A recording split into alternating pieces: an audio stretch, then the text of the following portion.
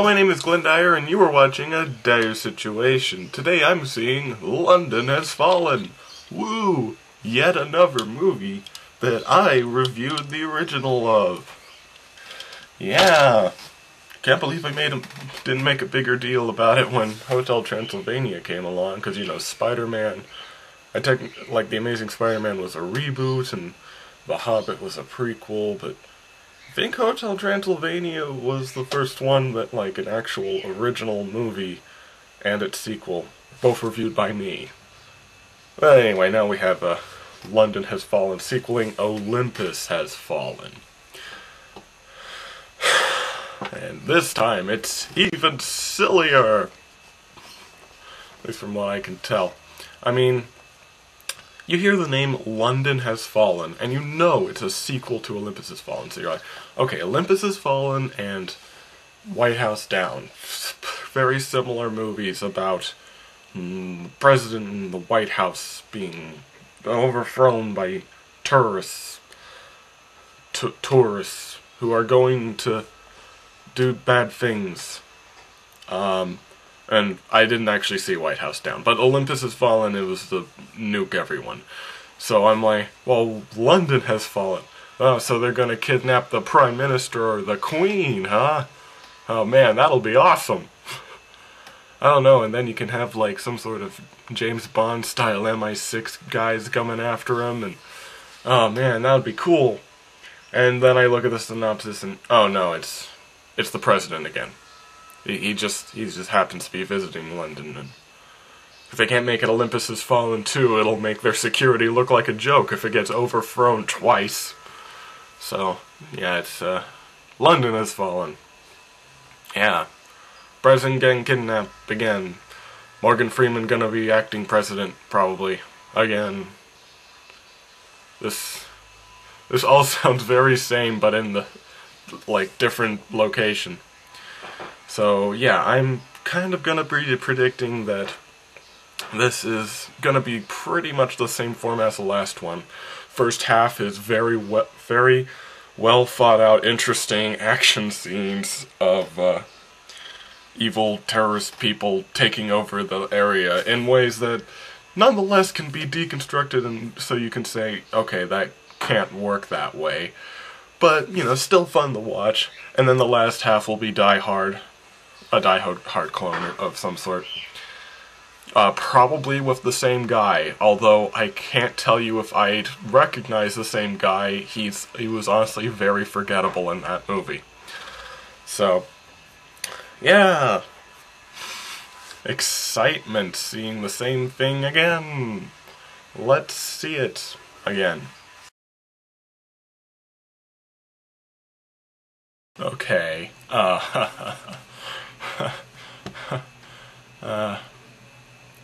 alright, so I was a little off.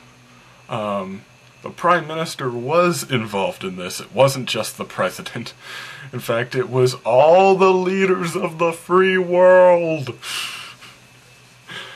Like, all of them except for the President are taken out in the beginning of the movie in one fell swoop. It was all a big trap, because the Prime Minister was murdered, but they made it look like an accident, alright? He died from complications of surgery on his knee. That was the official report. And somehow that didn't raise any red flags. Like, I don't know, I'm sure knee surgery is complicated and stuff, but how often do people die from it? If you do know someone who's died from a knee surgery, I sincerely apologize, and I suggest you comment it so that I look like a complete and total idiot. But I'm going to assume that that is not a thing that happens, because I don't understand how it would, and say, wow. So yeah, like, all the leaders of the world go up to the funeral. And they all take different routes, and they all do their own thing. They all have to, like, scramble together a plan over, like, 2 days. And somehow, these terrorists know exactly where all of them are. Except the president, because he's special. Although, the president manages to get away because his super awesome bodyguard, who, yeah, he is the guy from the last one, the John McClane type. Although in this one, he's like Die Hard 4 John McClane, not Die Hard 1 John McClane. Because, you know, he can just do whatever and get away with it. Like, he manages to get him to a helicopter and they're flying away. And Morgan Freeman's like, yeah, they're getting away. And then they find that the terrorists somehow had a plan for this and had people on the rooftops of every building holding Stinger missile launchers to get it down. What? I think there's a comment in this movie by the bodyguard guy who says, "These guys are more well-armed than the entire U.S. Army." Like, what? What? For one thing, how would you know that? You only just encountered them, and for another, the entire army? What? Like, everyone? The little bit of an overestimation there, dude. Oh, Jesus. And this whole thing is set into motion as revenge by some arms dealer who had his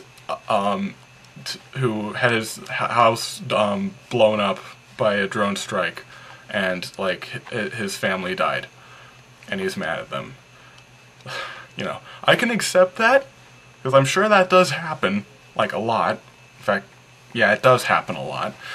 I could, except for the fact that when they were explaining that part, they said, "We didn't know his family was there." Like, really? You blew up his house. Where did you think they'd be? Come on. I mean, especially since this movie seems to be actively trying to promote the ideology of, yeah, we gotta kill all the terrorists and murder their families, and like, the main character of this movie takes like an incredible amount of enjoyment of torturing the people he kills. It's kind of a mixed message at times, I've got to be honest. So especially in a movie like that, I really don't see the point in trying to cover up the fact that, nah, you guys, you did purposely kill his family there. Don't try to hide that. So, yeah. I don't know, I'm not gonna get into politics for whatever. This is just a movie. So I'm just judging it as a movie. And I think, I don't know, if you're not into that sort of, how do I put it?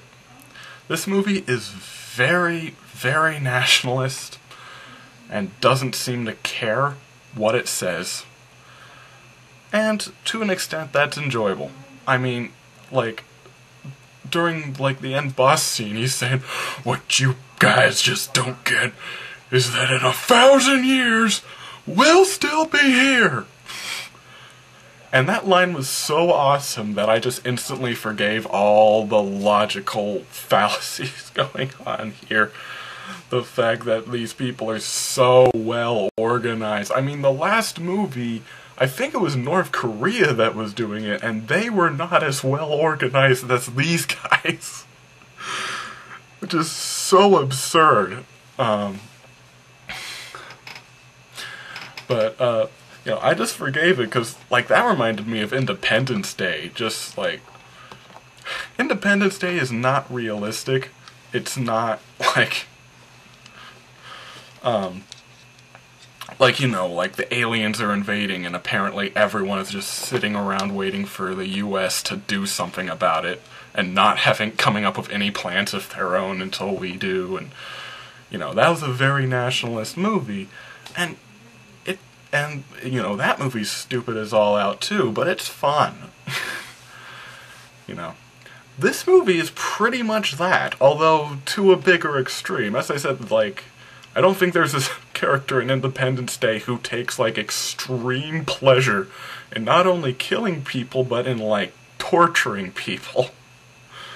You know, so yeah, taken to an extreme level. I honestly don't mind. I mean, I suppose it is a little exploitative of that kind of culture, but in my opinion, this is much better, much less exploitative than something like, say, No Escape. I mean,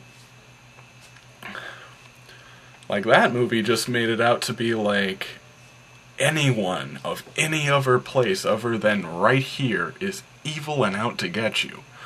That movie, that like London Has Fallen, it's not at all to that scale, but it is a little overboard.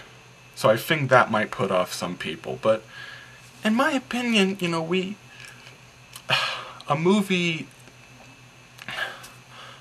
trying to humble us is just as important as this kind of movie. A movie, like, just for you to sploosh over and say, like, yeah! You know, just a big, dumb old woo! Because why not? It makes you feel good, it makes you happy. I'm not suggesting that we overload things with it. As I said, it's just as important as those that humble us. I think they need to both be there in order to, if I'm making any sense at all. Yeah, probably starting to ramble on incoherently a little. But yeah, basically, if you're easily made uncomfortable by those sorts of extreme, like, we can do no wrong kind of mentalities, this probably isn't for you. Just because I could understand you getting a little uncomfortable about it. But I don't know, if you feel like just taking a break and watching a movie where in some strange made-up universe, yeah, no matter what we do, it is not wrong. I don't know, it's fun to escape to that kind of world every now and then. That's all I'm gonna say about it. And of course, Morgan Freeman is excellent, and he ties the whole thing together. Like, just his mere appearance makes that movie much better than it probably should be. Just because Morgan Freeman is awesome. I mean, jeez. So yeah, so until next time, and since I'm gonna be here for another 1,000 years, you've been watching A Dire Situation.